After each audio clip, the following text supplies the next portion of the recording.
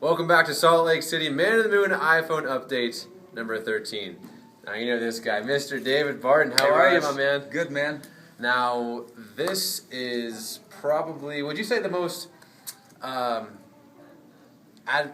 the best word? The biggest production that Glenn's ever done, or how would you describe it? Yeah, hands down, big. Well, biggest production in the way of difficult elements involved. You know, obviously the biggest production, Restoring Honor, 500,000, 800,000, whatever it was.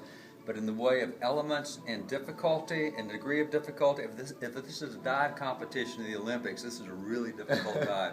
So yeah, this is more complicated than anything he's done. Now, have you seen like a rehearsal yet? Mm-hmm. So were you there last night?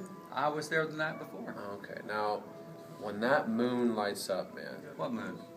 I don't know. There's a moon. There's a little tiny moon there. I mean, how do you describe to someone who's like... You don't. Yeah. You don't. I mean, you got to be there to see it because it's unprecedented. I mean, they've never made an item like that ever. That's why Glenn had to have it specially manufactured. And so you can't describe something no one's ever seen before, and that's really what it is. I mean, it's... And the way the lights and projectors and everything do it, and all the pyrotechnics, and all the effects, and all the flyovers of the, you know. look at David being top secret. I love it. Let's finish it up with this, David.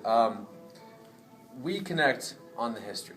Yeah. That is what I admire about you. The fact your knowledge. You just ooze that wisdom when it comes to history.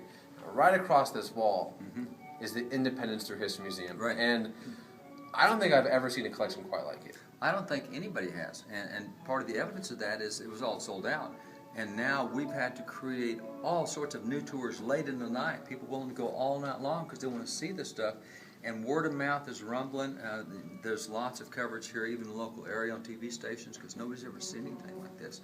And so there's really 5 separate collectors who have remarkable collections. But when you put them all 5 together, I mean, any one by itself is impressive. I don't know of anything historically precedented like this. Do you have a favorite? Yes, the whole thing. Because literally, I mean, the message, we craft it in such a way that as you go through from the first exhibit to the last, hundreds and hundreds of artifacts that are one of a kind, but there's a consistent theme of message throughout. And by the time you get to the end, it all fits. I mean, we have stuff from the 1200s all the way up to right now, so we're covering 1,000 years of history. But you get done, and it doesn't feel like it's all disconnected. It feels like it's all part of the story. David, I feel like you're my great uncle who just knows all this wisdom. We just sit by the fireplace. I'm like, Uncle David just knows a lot. Hey, I appreciate it. Thanks, Thank you so much. My pleasure, bro. Thanks. Awesome. Thank you.